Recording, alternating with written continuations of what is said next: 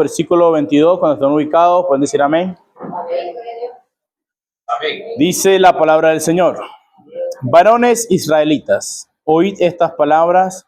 Jesús Nazareno, varón aprobado por Dios entre vosotros, con las maravillas, prodigios y señales que Dios hizo entre vosotros, por medio de él, como vosotros mismos sabéis, a este, entregado por el determinado consejo y anticipado conocimiento de Dios, prendisteis y matasteis por manos de inicuos, crucificándole, al cual Dios levantó, suelto de los dolores de la muerte, por cuanto era imposible que fuese retenido por ella. Amén.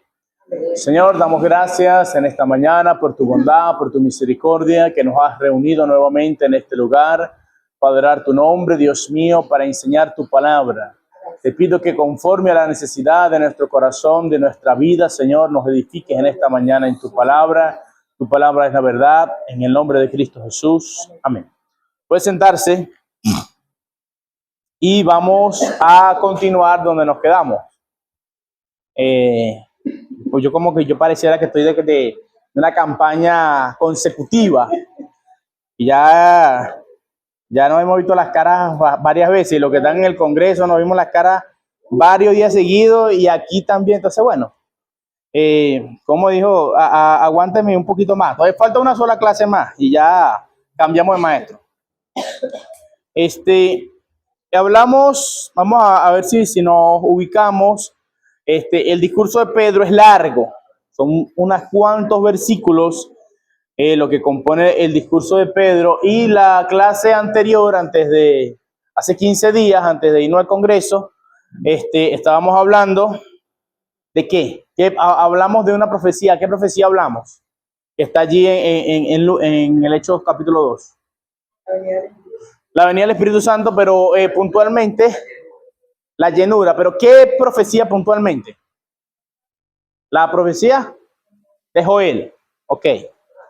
Ahora, dijimos que Pedro identificó la cuestión, la profecía, habló de la profecía. Ahora, continuando en unos versículos más abajo, versículo 22, Pedro llega y dice: varones israelitas, oíd estas palabras. Jesús Nazareno, varón aprobado por Dios entre nosotros con las señales y maravillas. Ok. En el contexto temporal del que estamos hablando, vamos a ver si todavía nos recordamos. ¿Cuántos días han pasado de la muerte de Cristo? De la muerte de Cristo, ¿cuántos días han pasado? ¿En qué día estamos? Han pasado varias clases, pero estamos en el mismo día. ¿Qué día estamos? Ay, Dios mío. Ajá. ¿El día? 50. ¿Cómo se llamaba la fiesta que estaban en ese momento? ¿Qué significa? Quincuagésimo. Que quincuagésimo significa 50. ¿Ok? Entonces, estamos 50 días después de la muerte de Jesús, ¿verdad? Han pasado muchas cosas, pero todo eso ha pasado 50 días después de la muerte de Jesús. Cuando viene el Espíritu Santo, son 50 días después de la muerte de Jesús. Ok. Teniendo eso en mente, yo le decía en la clase anterior que ellos necesitaban ser llenos del Espíritu Santo. Para una de las cosas que necesitaban era la valentía para hablar la palabra, ¿verdad? ¿Sí?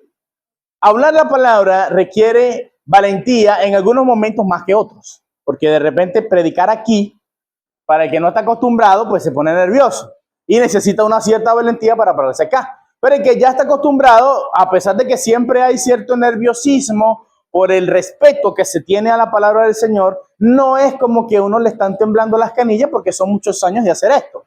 Ahora, predicar a unas personas inconversas en la calle requiere otro tipo de valentía. Y predicarle a personas de distinta religión a la tuya en la calle requiere otro nivel de valentía un poquito superior. Son niveles que se van requiriendo. Ahora, fíjense. De repente puede parecer fácil porque ya estamos en Hechos y nos olvidamos que acabamos de salir de Lucas. Pero hace 50 días un poco de judíos mataron a Cristo, ¿verdad que sí? Ahora, esos judíos que no se habían ido, ellos seguían en Jerusalén. Esa gente no se había ido para otro lado, ellos seguían estando allí. Y Pedro tenía que hablar acerca del hombre que esa gente mató. ¿Sí? ¿Sí me va entendiendo por qué es importante tener el contexto de lo que está pasando? Cuando Pedro del primer discurso, son 50 días después que habían matado a Cristo, es decir, habían matado al autor de la vida hace 50 días y ahora ellos van a seguir hablando ese mismo mensaje, van a seguir predicando esas mismas cosas. ¿Y qué es lo que podía pensar Pedro y esa gente? Pues si mataron a Cristo, a nosotros nos matan más rápido. Si mataron a Cristo, a nosotros nos van a matar más rápido. Y Pedro dijo, y ya me dijeron que no puedo quitar cabeza. Porque por lo menos antes Pedro tenía la espada y le zumbó a quitar la cabeza a uno y le quitó la oreja. Porque yo no creo que Pedro haya tenido la puntería de zumbarle justamente a la oreja. Ese le zumbó a quitar la cabeza. Ahora, estamos en este contexto. 50 días después, yo les había dicho que después de Pesach, después de la Pascua, los judíos se quedaban para la fiesta de Pentecostés. ¿Por qué? Porque esos eran trayectos muy largos. Esa gente no se iba a ir a Pesach y después se iban a ir para su casa para regresarse otra vez. No, ellos se quedaban en Jerusalén hasta la fiesta de Pentecostés. Eso quiere decir que los mismos que dijeron crucifícalo, estaban ahí. Esa gente estaba ahí. Y cuando Pedro empezó a escuchar, mire, esto está lleno de mosto. Yo imagino que empezó a rebobinar la cabeza. Ahí ya empezaron. Por ahí viene la cuestión. Mire, ese como que por ahí donde yo vivía antes, habían unos vecinos que tú estabas dormido. Pero desde que tú escuchabas que esa gente empezaba a hablar borracha, tú decías, en cuantico nomás prenden la corneta. Para no dejar dormir. No, ellos siguen estando porque yo no vivo ahí. Entonces, desde que tú escuchabas que esa mujer empezaba a pegar gritos para allá arriba, tú dices, ya llegaron.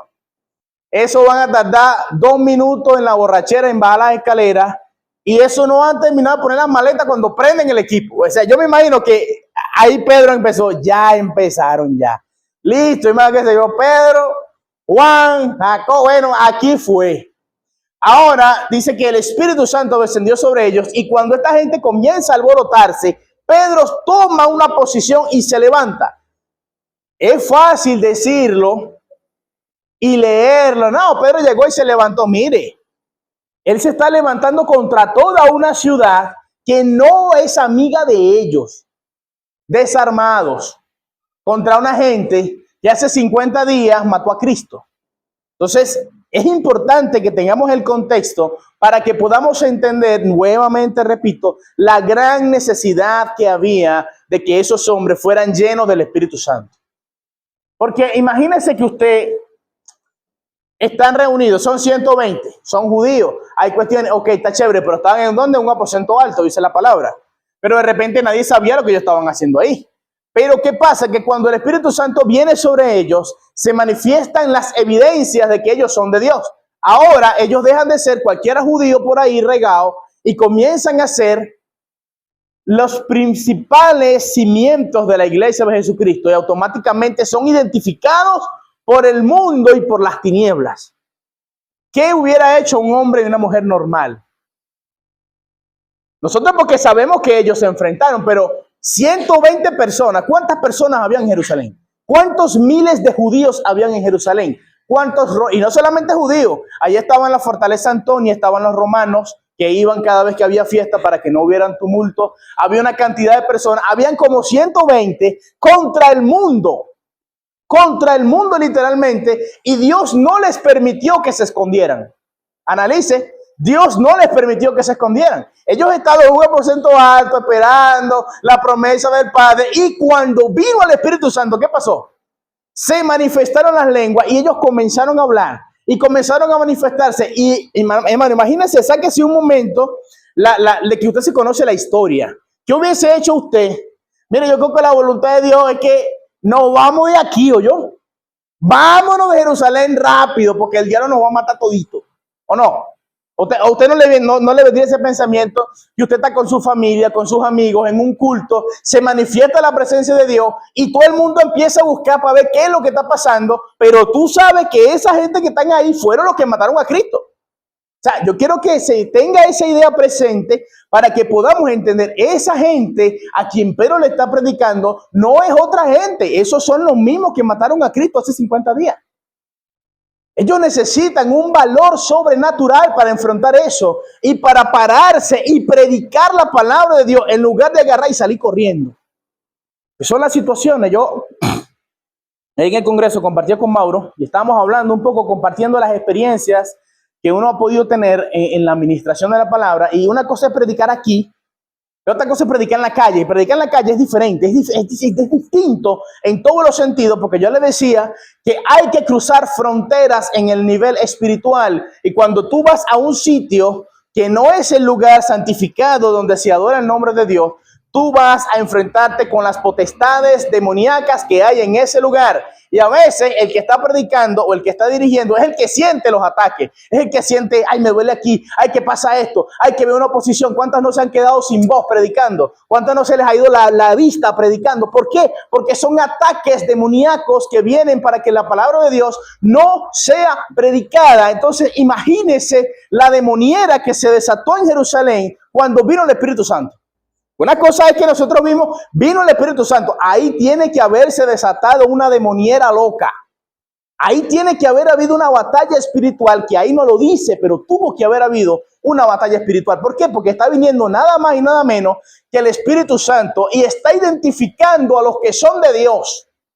Y los que no son de Dios salen a oponerse. No, estos están borrachos. Porque una de las cosas principales que hace Satanás es tratar de desvirtuar siempre el don de Dios. Están borrachos. Ahora se para Pedro con autoridad y le dice, varones hermanos, oigan mis palabras. Y aquí ocurre algo importante para el cristianismo. Porque hay muchos que dudan y que ponen en duda la existencia de Jesús. Hay otros que ponen en duda la resurrección de Jesús. Ahora, aquí hay un hecho histórico. Es importante que Lucas lo manifiesta, porque vean lo que dice Pedro. Pedro dice, mira, este varón que ustedes vieron, que ustedes conocieron, que ustedes mataron, Jesús, Dios lo ha resucitado. Ok, vamos a hacer un análisis crítico aquí. Hoy en día, 2000 años después, hay una cantidad de personas que dicen, Jesús no resucitó. Pero Pedro estaba en Jerusalén con la gente que mató a Jesús y dijo que Cristo había resucitado y dijo, y fue notorio entre nosotros, y los que estaban ahí no dijeron que no. Eso es un dato histórico importante de considerar, porque es como que a usted llega una persona y le diga algo después que pasó, no, pero eso no fue así, pero ¿cómo no fue así si yo estaba ahí? Pues eso es evidencia histórica, porque yo puedo decir hoy en día, no, Cristo no resucitó. ¿Dónde están las evidencias? Bueno, las evidencias están en que ahí habían más de 5,000 personas y esas 5,000 personas habían visto a Cristo, habían visto los milagros, habían visto la muerte de Cristo y habían visto la resurrección de Cristo. ¿Dónde está la evidencia? En que no lo refutaron. Si eso hubiese sido un invento de Pedro, estuviese en los reportes escritos, estuviese la evidencia histórica en la que se refuta eso, pero no se refutó. ¿Qué pasó? ¿Creyeron cómo? Como 3,000. Después creyeron como 5,000. Eso quiere decir que esa gente está avalando el relato histórico que Pedro está dando. Es importante anotar eso porque nunca falta el que desde aquí dice, no, yo no creo eso porque no hay evidencia histórica. Bueno, hay menos evidencia histórica de la existencia de Platón que de la existencia de Cristo. Y la gente cree más en Platón que en Cristo. ¿Por qué? Es porque la gente quiere creer lo que le da la gana de creer. Y eso es tan sencillo como eso. Hay como 2 libros que mencionan que existió un tipo llamado Platón. Y todo lo demás es imaginario colectivo. Ahora hay muchísimas evidencias, más de 2,000 evidencias históricas de la existencia de Cristo, pero la gente no niega la existencia de Platón, sino que se dedican a negar la existencia de Cristo, porque ese es el trabajo de Satanás. Entonces, estamos acá. Varones israelitas, oíd estas palabras, Jesús Nazareno, varón aprobado por Dios entre vosotros con las maravillas, prodigios y señales que Dios hizo en medio de vosotros por medio de él, como vosotros mismos sabéis.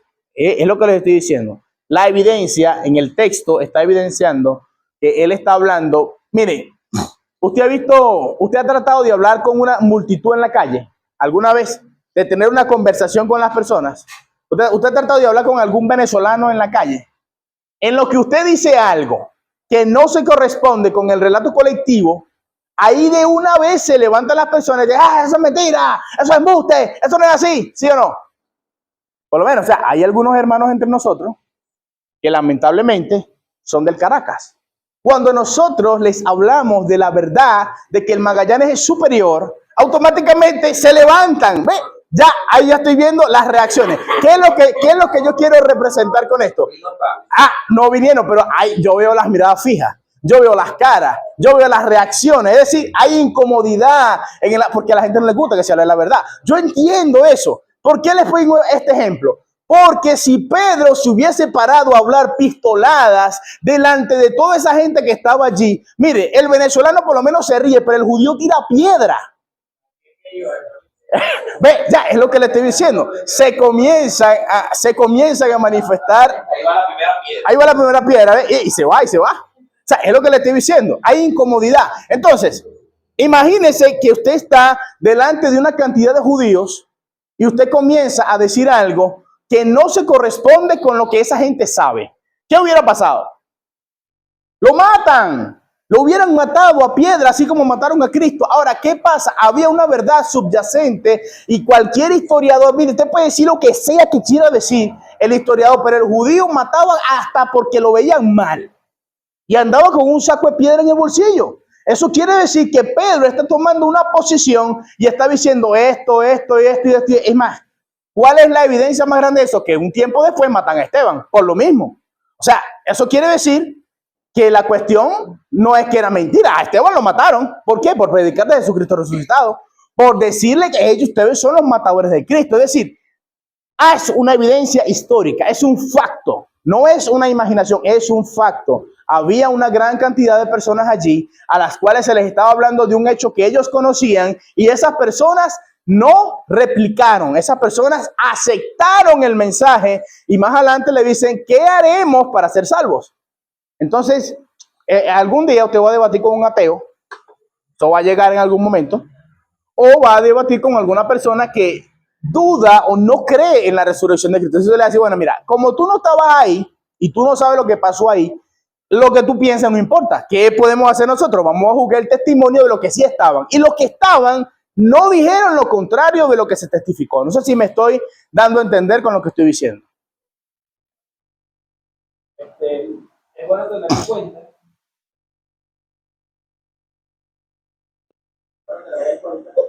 la rigurosidad que se aplicaba en el dominio romano en cuanto al mantener las cosas históricas bien organizadas y bien ordenadas. O sea, en ese periodo tenemos posiblemente 3 o 4 historiadores de los más importantes del periodo romano, del periodo griego, y ninguno de ellos, siendo que uno de ellos, de los más importantes en cuanto a lo que atañe a esta parte de la historia, Flavio Josefo, era del territorio judío y era fariseo. Y este hombre no habla en contra de la resurrección de Cristo. Importante tener en cuenta entonces que aunque parezca que es poca cosa, el hecho de que una gente que le diera tanta importancia a la rigurosidad histórica no se contrapusiera a ese planteamiento, realmente es un basamento fundamental. Fundamental que hoy en día, como tú decías, para discutir con algún ateo, que de hecho los grandes apologistas que discuten fuera del contexto cristiano con personas inconversas, uno de los argumentos más grandes que utilizan es ese. No hay nadie que contravenga la resurrección de Cristo históricamente en ese periodo e incluso después. Amén. ¿Cómo comienza el libro de los Hechos de los Apóstoles? ¿Nadie se lo sabe? Vamos a tener que empezar con la competencia bíblica otra vez. ¿Nadie se lo sabe? En el primer tratado, Teófilo, te hablé acerca de todas las cosas que Jesús comenzó a hacer enseñando. ¿Cuál era la intención de Lucas? Cuando comienza el Evangelio de Lucas, él le dice a Teófilo, yo quiero que conozcas bien los asuntos acerca de los cuales has sido instruido. El libro de los Hechos, aparte de ser un libro que conecta los evangelios con las cartas paulinas y con el resto del Nuevo Testamento, es un libro histórico, porque da fechas, da datos, da lugares históricos que nos ayudan a nosotros a tener una mejor comprensión de cómo fueron los primeros días de la iglesia. Porque vuelvo y repito, siempre han habido y van a haber personas que van a poner en tela de juicio lo que dice la Escritura, pero sin embargo la misma Escritura da las herramientas para poder dar respuesta a todas las interrogantes que a nosotros se nos pueden venir en cuanto a lo que dice el texto. Ahora, Pedro, después que regaña a esa gente, comienza y se va al Salmo 110. Ya ese Salmo Jesucristo lo había explicado en Mateo. De todas maneras, alguien que se ubique en el Salmo 110 para leerlo directamente desde el Salmo.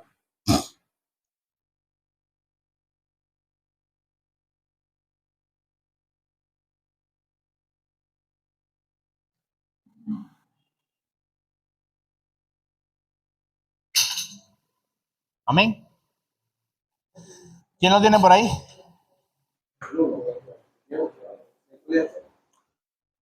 Vamos a comenzar del 1 para ver qué dice. Ven. Jehová dijo a mi Señor: siéntate a mi diestra hasta que ponga a tus enemigos por estrado de tus pies. Amén. Vamos a dejarlo ahí un momentico. Lo voy a dejar ahí un momento porque ya que estamos hablando de asuntos históricos, es necesario tomar en consideración este versículo. Y usted de repente preguntará, ¿por qué? Bueno, yo le voy a explicar. Hay muchas falsas doctrinas, entre ellas lo solo Jesús, que toman este versículo para no reconocer la deidad de Cristo. Usted preguntará, pero si está clarito, sí, bueno, lo que está en español, yo le dije a veces que hay gente que no saben español, pero quieren explicar griego y arameo. Una cosa maravillosa y fantástica. Bueno, entre esa gente que no sabe español y quiere explicar griego y arameo, ellos dicen que donde dice, dijo el Señor a mi Señor, siéntate a mi diestra, dice, no, lo que pasa es que eso está en griego. Pero en hebreo no dice así. En hebreo dice otra cosa. Y yo, ay, ¿qué es lo que dice en hebreo? No, en hebreo dijo Yahweh a Adón. Y yo, ay, ¿qué significa Adón? Señor. Pero, o sea, es lo que le estoy diciendo, o sea, buscan la forma y la manera para cambiar lo que dice la Escritura. Entonces, ahí está diciendo claramente, dijo el Señor a mí, Señor. Eso es en el griego, pero como a ellos no les gusta el griego, porque que el griego, que no sé qué, que en el griego no existe el tetragramatón. El tetragramatón es el nombre de Yahweh. Ok. Ahí no existe eso. En el hebreo, porque el hebreo, ok, ¿qué dice el hebreo? Dijo Yahweh a Adón. ¿Qué significa Adón? Significa Señor. Entonces, de todas maneras, dijo el Señor a mi Señor. Es lo mismo, pero siempre va a buscar la gente la forma de darle la vuelta. Entonces, ¿qué sucede? Que si de repente usted no sabe lo que significa, de repente no lo convencen, pero lo dejan en stand-by. Ay, oye, ¿verdad? Porque el diablo tiene como razón. No, el diablo no tiene razón nunca. Ahora, planteamiento. Dijo el Señor a mi Señor, siéntate a mi diestra. ¿Hasta cuándo? Hasta que ponga tus enemigos por estrado de tus pies. Aquí vamos a detenernos un poco y es necesario que nos detengamos porque, como yo les decía en la clase anterior, cada cierto tiempo hay como un despertar de las falsas doctrinas. Las falsas doctrinas tienen algo que ellos vienen para acá, nosotros le damos con la Biblia, ellos se van para allá, buscan otros versículos más y después vuelven a venir. Y después tú le vuelves a dar con la Biblia y se vuelven a ir para allá. Pero ellos cada cierto tiempo se están reinventando y después usted ve que se levantan un momento que tienen un auge, después tú los rechazas a través de la palabra, se van otra vez y vuelven y regresan. Eso es como cuando usted llega y está, yo me acuerdo que, pobrecito esa gente, ¿vale? Para la casa iban siempre los testigos de Jehová. Bueno, ellos iban la primera vez, ya pues no iban más. Porque mis hermanos y yo, desde pequeños, siempre nos ha gustado discutir. Entonces nosotros teníamos una gorra que decía Jesucristo el Señor, que mi papá había mandado a hacer. Y entonces cuando nosotros íbamos a abrir la puerta, de una vez, ¡tac! Jesucristo el Señor. Y como yo no creí que Jesucristo es el Señor, entonces una vez, buenos días, ¿qué se le ofrece con el Jesucristo del Señor aquí? No, mira que vamos a hablar, pero no es nosotros ahorita, somos nosotros con 7 y con 8 años discutiendo con esa gente. Y entonces, no, ya vengo. Entonces iban a preguntar al anciano, tráeme al anciano también, tráemelo. Desde la ventana, tráeme al anciano que vamos a discutir con el anciano. Y esa gente siempre tiene sus versículos. Al final, ya como que marcaban la casa y decían, mira, cuando vayan por ahí, por esta casa no pasen. Por ahí no entre, porque ahí vamos a perder media hora. Y después, y si se ponía muy complicado, nosotros llamamos al anciano de nosotros, ¿verdad? Vamos a llamar al anciano. ¡Papá! Aquí hay una gente que necesita que lo evangelicen. Eso era 2 horas perdidas ahí. Para ellos, para nosotros no. Ahora, esta gente que le estoy hablando, que no creen en la deidad de Cristo, yo les decía anteriormente que hay 2 tipos de solo Jesús. Están los abelianos y están los arrianos. Hay unos que no creen en la deidad de Cristo y hay otros que sí creen que Cristo es Dios, pero que no es eterno. Eso era en otro costal, eso lo hablaremos en otra oportunidad. El punto es que por lo menos aquí se está viendo claramente una pluralidad de personas, ¿verdad que sí? Cualquier persona que haya ido a la escuela puede identificar que cuando dice, dijo el Señor, una persona, a mi Señor, 2 personas, siéntate a mi diestra. Bueno, ¿usted sabe cuál es la explicación de eso? Que ellos le dan, que Dios es espíritu y Dios no tiene diestra. Yo le dije que esa gente no oye español. Ellos dicen, no, pero es que Dios es espíritu. ¿Cuál es la derecha de Dios si Dios no tiene espíritu? Y digo, pero tú estás viendo que ahí está diciendo. Pero ellos se enfocan en decir que no. Olvidándonos de esa gente y volviendo al texto. Cristo ya había utilizado este texto para hablar a los fariseos acerca de su deidad. Eso está en Mateo. Ya voy a buscar exactamente la cita. Mateo 22:45. Alguien, por favor, que lo ubique ahí.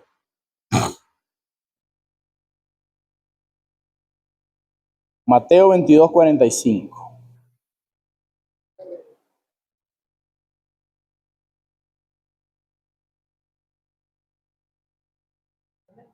Por favor.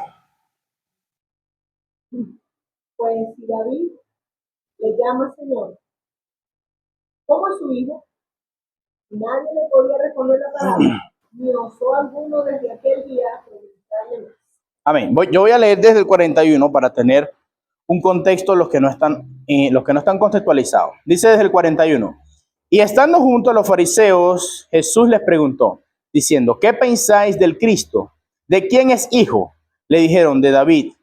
Él le dijo, ¿cómo pues David en el espíritu le llama Señor, diciendo, dijo el Señor a mi Señor, siéntate a mi derecha hasta que ponga a tus enemigos por estrado de tus pies? Pues si David le llama Señor, ¿cómo es su hijo? ¿Por qué es importante traer a colación estas palabras que Jesús le dijo a los fariseos? A ver, vamos a ver si estamos en sintonía. Yo tengo ya un ratico hablando. ¿Por qué es importante ese texto que Cristo cita a David y por qué Pedro lo vuelve a citar? ¿Por qué es importante en el contexto de lo que está pasando en Jerusalén? Yo creo que es para darle la divinidad a Jesucristo. Desde el Señor. Ok. Jonathan dice que es para reconocer la divinidad. ¿Por qué matan a Cristo? Tienes que hablar con el micrófono. A Mariano no le gusta que la gente hable sin micrófono. Y parado. No, y parado. Parece que está el diácono ahí para que... Dios bendiga. Bueno, es importante, según el contexto que estamos en hecho, pues para darle la divinidad a nuestro Señor Jesucristo y para saber pues que él era Dios. Él lo matan, Jesucristo, una de las razones por que lo mata es porque no él mismo se proclamó Dios, no, sino que la evidencia que él hacía iban en sintonía con una persona, un ente superior, pues, y bueno, por eso lo matan, pues. Amén. Vamos a ver si nos vamos unos meses atrás, cuando estábamos en Lucas. ¿Cuántos juicios le hicieron a Jesús? Por favor, no me vayan a dejar mal aquí. Esto está grabado. 3. Alabado sea el Señor. Por lo menos, todas las predicaciones no cayeron en tierra. Por lo menos Albani se acuerda que fueron 3. ¿Te acuerdas cuáles fueron las 3? Los 3 juicios. Hasta ahí no te llegó, hasta ahí te llegó el rema. ¿Quién recuerda cuáles fueron los 3 juicios que se le hicieron a Jesús? No, ya va. Ahí está el micrófono. A ti que está tanto que te gusta hablar. Pues ya empezaste ya. Alguien te complete. Bueno, ante Poncio Pilato, Ajá. delante de los sacerdotes, y después Poncio Pilato se lo mandó a Herodes. ¿Viste que sí te acuerdas? ¿Cuántos años son en el Evangelio ya? Varios. Yo tengo 30 y cuando yo nací ya tú estabas. O sea que son más de 30. No vamos a dar acá cuenta, pero pues son más de 30. Algo en tantas predicaciones, algo tiene que haber quedado ahí. Entonces, hay 3 juicios que le hacen a Jesús. El primer juicio es en el Sanedrín. El segundo juicio se lo llevan a Pilato. Pilato se lo manda a Herodes. Después Herodes se lo devuelve a Pilato. En fin, son 3 juicios. El primer juicio por el cual se ocurren los otros 2, que es decir, el juicio del Sanedrín, ellos llegan a un consenso. Ellos llegan a un... ¿Por qué el Sanedrín condena a Jesús? Porque se hizo llamar Hijo de Dios, ¿verdad? Entonces, ¿a dónde estamos otra vez? Recuerden que estos son 50 días después de eso. No es que ha pasado un año, no. Son 50 días después de que muere Cristo. Es que viene esta predicación de Pedro. Entonces, a Cristo lo matan porque él dijo ser el Hijo de Dios. Ellos dicen, cuando le están juzgando, estaban buscando falsos testimonios, pero los falsos testimonios que tenían no eran convincentes porque se contradecían entre ellos y no podían condenarlo. Entonces, le preguntan a Cristo y Cristo dice, mira, de aquí en más no me veréis más hasta que venga, bendito el que viene en el nombre del Señor, y me veráis en las nubes, y blasfemia. Bueno, casualmente, ese versículo también dice no solo Jesús, que no, que el Hijo del Hombre no es Dios. Yo digo, bueno, y qué cosa interesante, que allá lo mataron porque dijo eso.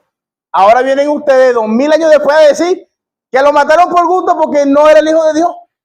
Digo, qué cosa, vale, hubieran habido 2 solo Jesús ahí y no matan a Cristo.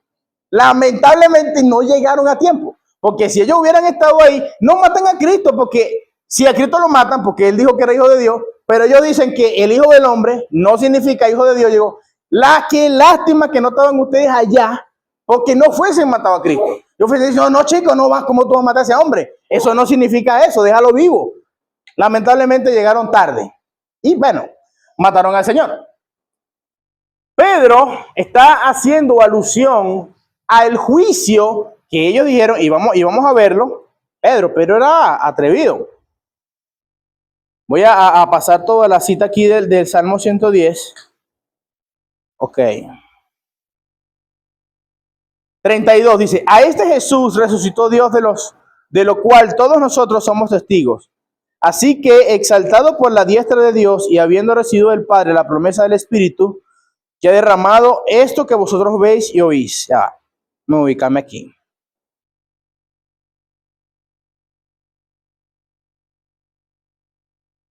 Hay una parte, lo que pasa es que algunos de ustedes que lo busquen, donde dice que por anticipado, que a este Jesús ustedes prendieron, creo que está antes, 21, 22, no me acuerdo exactamente dónde está. Acá el 23 dice, a este, entregado por el determinado consejo y anticipado conocimiento de Dios, prendisteis y matasteis por manos de inicuos. Okay. Vuelvo otra vez al contexto, ¿dónde estamos? ¿Qué sitio estamos del mundo? Jerusalén. ¿En qué tiempo estamos? 50 días después que mataron a Jesús. ¿Quién mató a Jesús? Los judíos. Bueno, cuidado, si usted dice eso, ellos van a decir que fueron los romanos, pero nosotros sabemos que fueron los judíos. ¿Qué parte de los judíos mató a Jesús? ¿Qué parte decidió el juicio? El Sanedrín. ¿Quién era el Sanedrín? El Sanedrín era la cúpula, la gente más importante de Israel. Y mire cómo los está, ve el adjetivo calificativo que está utilizando Pedro. ¿Qué dijo? Y Pedro era, mano, no es cualquier cosa. O sea, por eso le digo, el contexto te da te nutre. Pedro no es que se está parando ahí, está hablando, no. Pedro está diciendo, ustedes lo prendieron, ustedes lo juzgaron y fue entregado por mano de inicuos. Él está llamando a la cúpula de Israel inicuos. Ya que está, o era muy atrevido, o estaba muy lleno del Espíritu Santo. O sea, hay una de las dos razones, una de las dos cosas, ya te doy la palabra, ¿saben? O el hombre era muy valiente, o estaba lleno de verdad del Espíritu Santo, porque le está diciendo a la cúpula, ustedes son unos inicuos. En el día de Pentecostés, o sea, no es que esa gente no estaba ahí, esa gente estaba ahí. Esa gente del Sanedrín estaban ahí. Ahí estaban los sacerdotes, por ahí estaba Anás, por ahí estaba Caifás, por ahí estaban los otros integrantes del Sanedrín que habían puesto su voto para que mataran a Jesús. Y aquí está Pedro 50 días después diciendo, por mano de inicuo, que le faltó decir, que no voy a decir quiénes son, como decía Cantinflas, pero que los estoy mirando.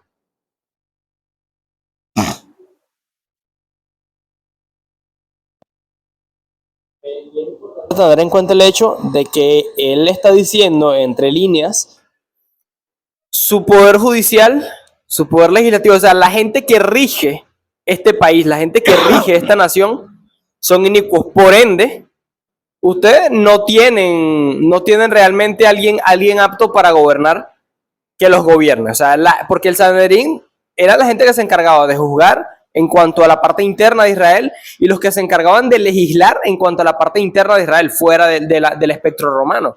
Entonces, lo que les está diciendo allí tiene muchísimo alcance. No es nada más, o sea, la cúpula significa prácticamente ustedes no tienen cabeza. O si la tienen, está mala. Por ende, cualquiera podría decir, entonces está diciendo que todo el país está malo. Todos somos malos aquí. Amén.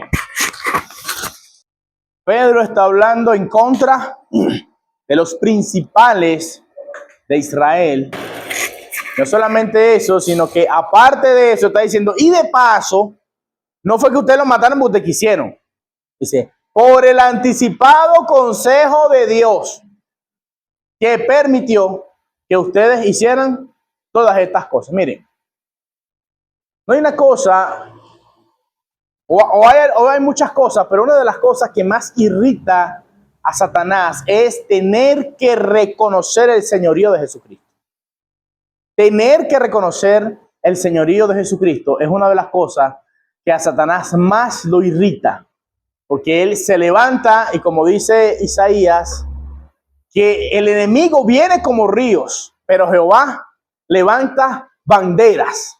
Entonces, Satanás se levanta y ataca al pueblo de Dios, ataca a la iglesia y pareciera ser invencible.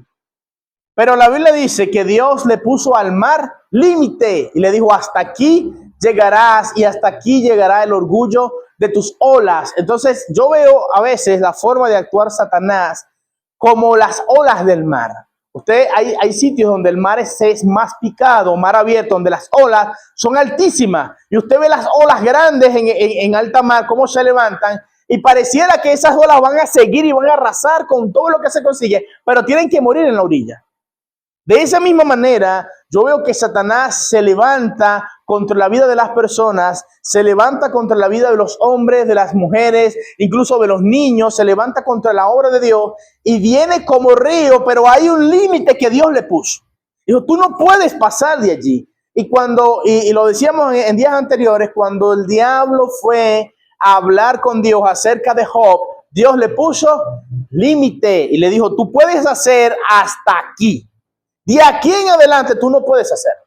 Y eso es una certeza que nosotros como creyentes tenemos que tener profundamente guardada en nuestro corazón. Satanás no puede hacer más de lo que Dios le permite que él haga. Y eso a él lo irrita. Mire, yo le estaba contando a los muchachos que cuando íbamos... ¿Quiere decir algo? Por favor. No, sí, cómo no. Israel, que con respecto a lo que estabas diciendo en la postura de Pedro, ¿con quién se estaba enfrentando Pedro cuando hace aquella, trae a memoria el contexto histórico del lugar y el tiempo? Vemos que Pedro, usted dice, o Pedro o era atrevido o estaba lleno del Espíritu Santo. Y ahí podemos hacer un descarte. Atrevido no era. Porque si nos vamos en el mismo contexto que hacían 50 días, él cuántas veces negó a Pedro, o sea, entonces quiere decir que ahí, con esa premisa que tenemos ahí, nos damos cuenta que Pedro no era atrevido. Ahí podemos decir, oye, tú me decías cobarde, le tenía miedo a la muerte, porque él sabía a lo que se podía enfrentar al momento. Si él testificaba que sí conocía a Cristo. A diferencia que cuando estamos ahí él había oído al maestro decir que el que no tomase su cruz en pos de él no puede ser discípulo de Cristo. Y Pedro ahí en ese momento Pedro estaba asumiendo a cargar su cruz porque él sabía lo que significaba para ellos cargar la cruz y levantarse a hablar como habló y a quien se dirigió y la forma como le habló, automáticamente eso era una sentencia de muerte en ese contexto que está diciendo. Entonces ahí podemos decir que de esas dos opciones, Pedro, claro, nosotros ya tenemos un material que como primicia que Pedro estaba lleno del Espíritu Santo, ya había recibido el Espíritu Santo, ya era otro Pedro, ya no era el Pedro de hace 50 días. Amén. Ese Pedro, como dice Mariano, bueno, no era el mismo Pedro. Fíjese que haciendo un paralelismo, Pedro, cuando habían pocas personas, cuando lo reconocían y le decían, tú eres de los que anda con él. No, yo no soy. Ahora, no solamente es que lo afirmaba, es que no lo podía esconder. Hay algo importante allí cuando el hombre y la mujer es llena del Espíritu Santo, y es que no se puede ocultar. La Biblia dice que tenían lenguas como de fuego que estaban manifestando la clara y evidente manifestación del Espíritu Santo, aparte de que estaban hablando en lengua. Pero una de las evidencias que tiene un hombre y una mujer llena del Espíritu Santo es que no lo puede evitar. Es una persona que no se puede controlar. No es que usted va a llegar mañana y va a pintar la silla de azul porque usted está lleno del Espíritu Santo y no se pudo controlar las ganas de pintar la silla. Es como el que si tú tienes muchas ganas de brincar. No es eso. O sea, no es eso. Pero fíjese que Pablo, cuando está en Atenas, él dice que había algo dentro de él que ardía y al ver la idolatría de las personas, y ese lo llevó a actuar. Eso mismo pasó con Pedro, eso mismo pasó con los demás discípulos. Se levantan y comienzan a hablar, y no solamente que hablan cualquier cosa. Pedro da una cátedra. Vuelvo y le repito, ahí habían maestros de la ley, ahí habían doctores de la ley, ahí estaba el sumo sacerdote, ahí había una cantidad de gente que tenía conocimiento, y Pedro era del vulgo. ¿Qué significa del vulgo? Vulgo, la palabra vulgar viene de vulgo, es decir, la gente pobre, la gente del barrio, la gente miserable. Pero el barrio en aquel tiempo no es como ahorita, que por lo menos hay casitas de bloque, no. El vulgo era el arrabal, lo más bajo que podía haber. Pedro era pescador, o sea, eso es mucho decir para el judío. Pedro era pescador, no era de una clase pudiente, no era una persona que tenía conocimiento de las leyes, no era una persona letrada, no era una persona que había sido doctrinado en una sinagoga. Pedro era un cualquiera que no tenía conocimiento de la palabra y ha dado una señora cátedra por el Espíritu Santo y habiendo sido enseñado por Dios. ¿Por qué? Porque ese salmo tenía muchos años escrito. Y nadie se había detenido a analizar de la forma en la que lo está haciendo Pedro lo que decía el Salmo. Dice el 25, porque David dice de él, veía al Señor siempre delante de mí, porque está a mi diestra, no seré conmovido. Por lo cual mi corazón se alegró y se gozó mi lengua, y aún mi carne descansará en esperanza, porque no dejarás mi alma en el Hades, ni permitirás que tu santo vea corrupción. Me hiciste conocer los caminos de la vida, me llenarás de gozo en tu presencia. Él está citando. Ahora viene la interpretación que los maestros de la ley no habían podido dar. Ahí viene la interpretación soberana de la Escritura a través del Espíritu Santo, en donde Pedro hace, o el Espíritu Santo a través de Pedro logra que esa cantidad de judíos que habían matado a Cristo hace 50 días, ahora se arrepientan. Fíjense, varones hermanos, se os puede decir libremente del patriarca David que murió y fue sepultado, y su sepulcro está entre nosotros hasta el día de hoy.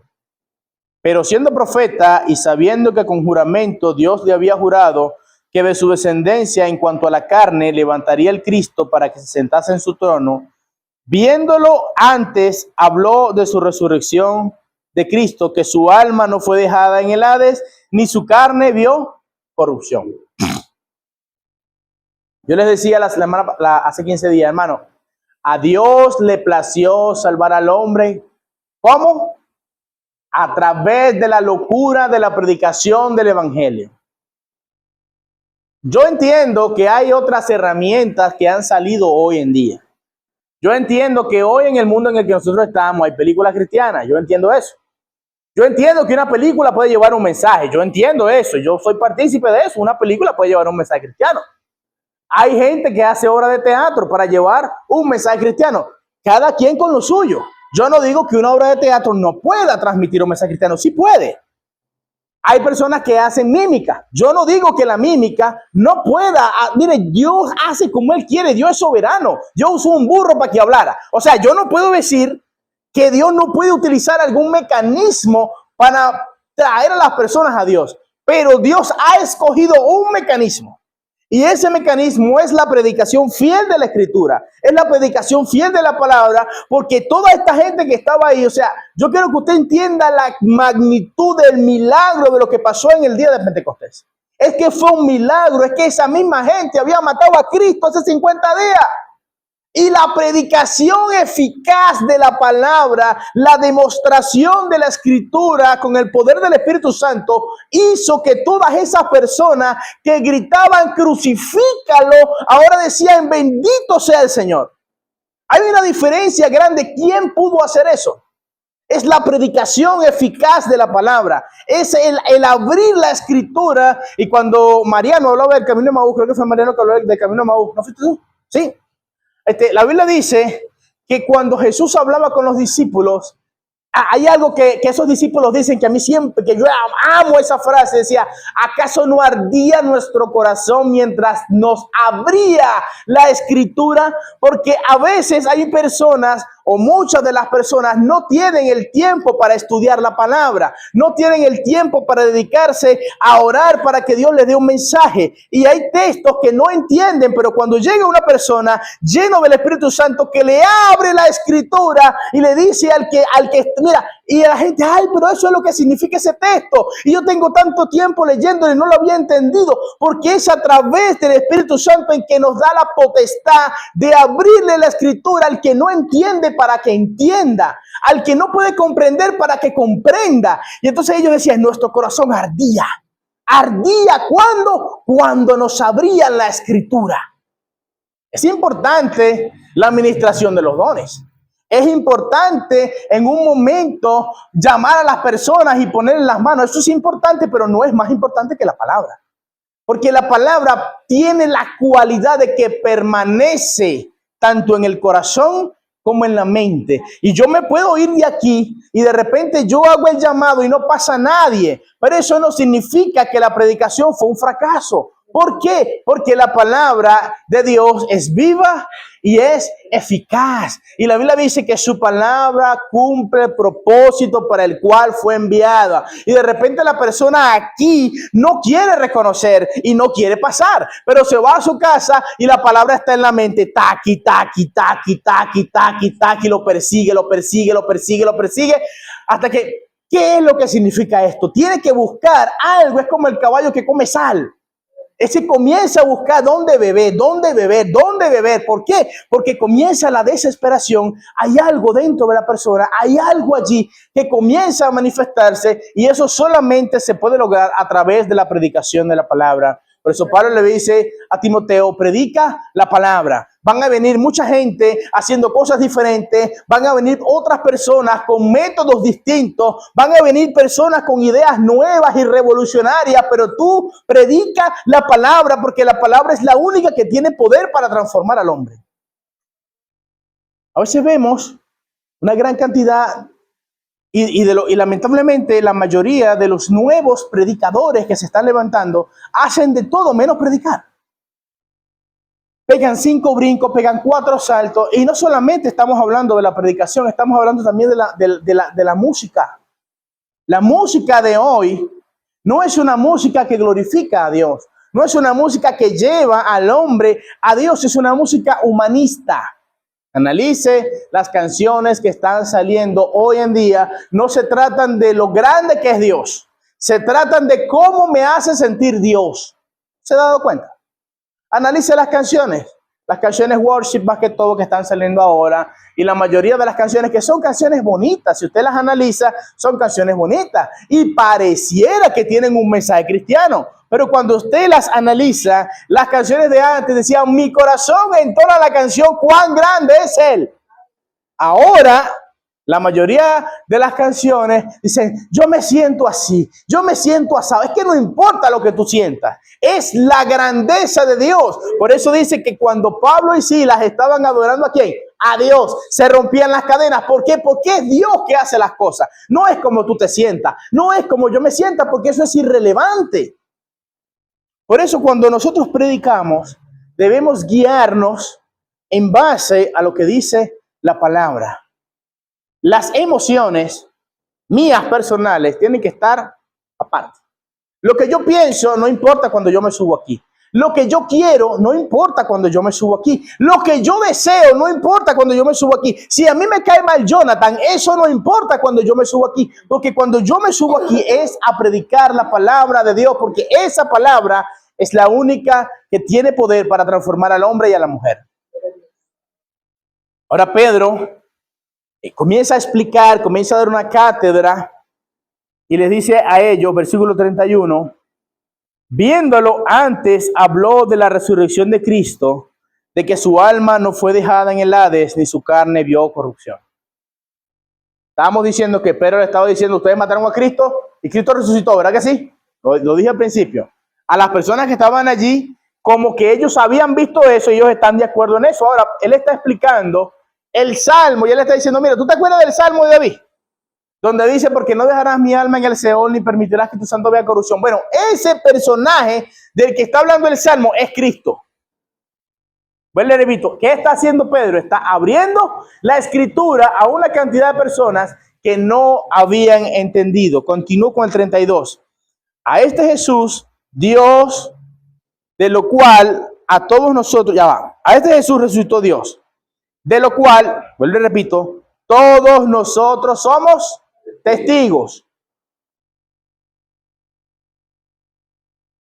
Así que, exaltado por la diestra de Dios y habiendo recibido del Padre la promesa del Espíritu, ha derramado esto que vosotros veis y oís. Porque David no subió a los cielos, pero él mismo dice, dijo el Señor a mi Señor, siéntate a mi diestra hasta que ponga tus enemigos por estrado de tus pies. Sepa pues ciertísimamente toda la casa de Israel que a este Jesús a quien vosotros crucificasteis, Dios le ha hecho Señor y Cristo. ¿Es importante esto? Es importante. ¿Por qué? Porque estas personas están entendiendo algo que ellos hicieron mal. Y me hace referencia a algo que va a ocurrir en el futuro. La Biblia dice que en el futuro, cuando el pueblo de Israel esté en medio de la gran tribulación y Cristo aparezca, ellos le van a hacer una pregunta, ¿verdad? ¿Qué le van a preguntar? ¿Qué vidas son esas? Ajá. Acuérdense, eso está grabado. Alguien tiene que sacar alguien tiene que defendernos, porque ¿qué va a pensar la gente? Que aquí no leen la Biblia, eso es lo que van a pensar. Entonces, ¿qué heridas son estas que tienes en tus manos y en tus pies? ¿Y qué le va a responder él? Con ella fui herida en casa de mis amigos. Y dice que entonces ellos van a llorar y dice Israel por sí, la casa por sí, aquel por sí. Eso va a ser en el futuro, pero en este momento hay una pequeña muestra de eso mismo en el que ellos están entendiendo exactamente lo mismo que va a entender el resto del pueblo judío en el futuro. ¿Qué entendieron? Que al que ellos habían matado era el Cristo.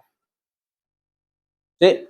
Había una canción de Wilson Díaz, se llamaba Yo fui el culpable, en donde él expresaba en la letra de su canción, y él decía, yo tuve la culpa de tus lágrimas, Jesús. Porque nosotros como occidentales, es fácil leer aquí el texto de los Hechos, y es fácil leer los Evangelios, y decir, ¿quién mató a Jesús? ¿Quién mató a Jesús? Los judíos, ¿verdad que sí? Y yo, que yo no tengo nada que ver con eso. ¿Tú eres judío? ¿Eh? ¿Tú eres judío? Yo tampoco. O sea, esa gente mató a Jesús, yo no tengo la culpa de eso. Y eso fue hace 2000 años y yo no había nacido. Ahora, ¿realmente nosotros no somos culpables de eso? Pregunto. físicamente a él lo entregan los judíos, pero Cristo muere por los pecados de todos nosotros. Quiere decir que los pecados que yo todavía no había nacido para cometer, Cristo los pagó. De manera que si él pagó la deuda mía, yo también fui culpable de eso. De manera que cuando Pedro está hablando y diciendo a la cúpula, Cristo fue entregado por mano de inicuos, si bien físicamente y siendo fideístas al texto, él se está refiriendo a unas personas en específico, en un sentido general, también se está refiriendo a usted y a mí. Sí, porque a veces nosotros tenemos un alto concepto de nosotros mismos. Yo les he contado en varias oportunidades que estando en Apure con el hermano Enrique, había una anciana a la que nosotros visitábamos para predicarle y ella no quería arrepentirse. Y es que no quería y lloraba. No, pero no de arrepentimiento, para no arrepentirse. Sí, una broma maravillosa. Y entonces pero señora, y ella lloraba y decía, pero es que yo no he hecho nada malo. En mi vida yo lo que he tenido es dolor y sufrimiento. Y yo, ojo, yo no estoy desmeritando eso, porque realmente cuando ella contaba su historia, yo decía, bueno, sí es una historia un poco triste. No, que mi marido me dejó con unos muchachos, que me pasó esto, que me pasó aquello, que me pasó lo otro. Y ella tenía 80 y tantos años y siempre se había visto a ella misma como la víctima del mundo. Una buena señora, una persona de buen corazón, una persona que amable, que recibía a las personas, pero no se quería arrepentir. Y nosotros íbamos, ese se arrepintió muriéndose. El día que se murió fue que se arrepintió. No se quiso arrepentir antes. Y lloraba, de verdad.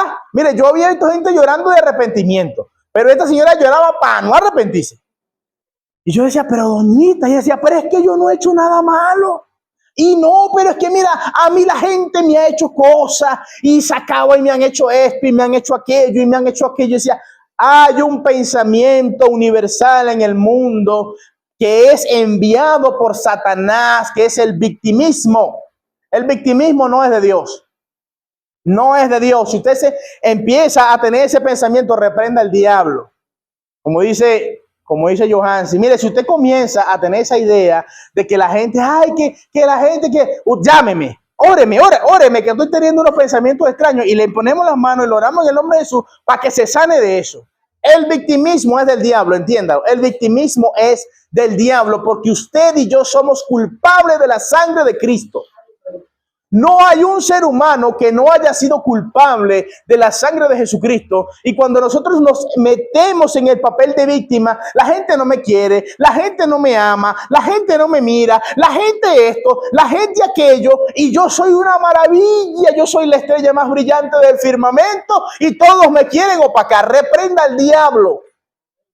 Reprenda al diablo, porque ese pensamiento a veces se cuela en la mente también del cristiano. Ese pensamiento a veces se cuela en la mente de las personas. ¿Para qué? Para que no les resplandezca la luz del evangelio, porque mientras usted está pensando que todo el mundo lo odia y que nadie le quiere bien para usted y que todo el mundo está en su contra, entonces Satanás te dice, tú eres el bueno. Es más, no hubiera muerto Cristo, chico, hubieras muerto tú por los pecados de la humanidad. Sí, porque hay gente que tiene un tan alto concepto de ellos mismos que no sienten necesidad de un Salvador. Y el que no siente necesidad de un Salvador se va a perder. Se va a perder. Porque una de las condiciones para acercarse a Cristo es el arrepentimiento de pecados. Ahora, si usted no tiene pecado, ¿de qué se va a arrepentir, verdad? ¿Y qué dice la Biblia? ¿A qué vino Cristo al mundo? ¿A buscar a quién? Pero él hace una analogía, dice que los que están enfermos, los que están sanos, no necesitan de médico, de manera que Cristo vino a buscar a los enfermos. Mire, ser enfermo siempre es malo, en el contexto general es malo, pero aquí es bueno. No sé si me entiende. Mire, ser enfermo en cualquier sentido general es malo. Mire, a Mauro le dijeron en el Congreso una broma que yo creo que Mauro no se fue en este mismo momento. Porque fue un hermano. Pero es como, ¿lo suelto o no lo suelto? ¿Lo suelto o no lo suelto? Suelto, no, lo suelto. Ya la escupí. Ya escupí la piedra, tengo que contarte. ¿Cómo es esta Samaria? Tengo que contar testimonio. Entonces, Uno de los amigos de Elizabeth estaban poniendo los brazaletes, ¿no? Entonces, a los que tenían una comida especial, que no estaban comiendo gluten y cuestiones, le daban un brazalete verde aparte, ¿no? Entonces le dicen a Mauro, bueno, porque a ti te vamos a meter, bueno, no te vayas a ofender, ya Mauro está ofendido ya. Ya cuando le dieron así, ya Mauro está ofendido. Entonces le dijeron, porque hay un grupo, ¿no? Por ahí, el grupo de los diabéticos. Pero se rió él solo, Mauro se rió con él, ¿no? Entonces, no le gustó porque lo metieron en el grupo de los enfermos. O sea, ¿qué quiero decir? A nadie le gusta estar enfermo en un sentido general, pero en este sentido es bueno, porque es como que usted tenga una enfermedad y llegue y diga, mira, Cristo va a sanar ahorita a todos los enfermos. Y usted dice, no, pero yo me declaro sano y yo no voy a pasar para allá. Bueno, ahí se va a quedar, ¿yo? ¿Se entiende lo que quiero decir? Es como que llega Cristo, vamos a ponerlo de una forma más, porque de repente la sanidad a usted no les emociona. Vamos a suponer que llega Donald Trump a regalar billete ahorita. A los pobres. Todos los pobres que me hagan una fila que voy a regalar $1 millón ahorita. Dice uno, yo soy hijo del rey de reyes, yo soy mi padre, dueño de la plata, yo no me meto en esa fila, mira en mí. Ahí se mete todo el mundo. Oh, yo soy pobre en espíritu. Aunque tenga plata, yo soy pobre en espíritu. El Señor conoce mi condición. ¿Por qué? Porque quiere recibir lo que se va a entregar. Bueno, de la misma manera pasa con Jesucristo. Si usted piensa en su corazón que usted es bueno, entonces usted no necesita de Cristo. Y si usted no necesita de Cristo, usted se va a perder. Así es sencillo.